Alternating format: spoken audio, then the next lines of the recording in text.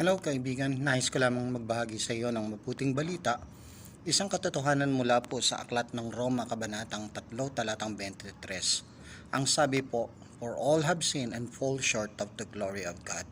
Therefore, brothers and sisters, and those who are going to listen today, na ang katotohanan po, lahat tayo ay nagkasala at wala pong nakaabot sa kaluwalhatian ng Diyos. Kaya sino man kayo, sino ka man, ano man ang kalalagayan mo sa buhay, bago ka magkaroon ng tunay na kaligtasan at magkaroon ng buhay na walang hanggan, ay kinakailangan mong magsisi at tumalikod sa iyong mga kasalanan at tanggapin si Kristo bilang sarili mong Panginoon at personal tagapagligtas ng iyong buhay.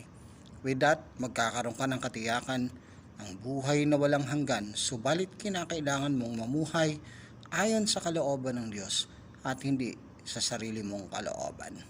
And trust your life to the Lord, for He will give you an eternal life. Okay? Bye-bye.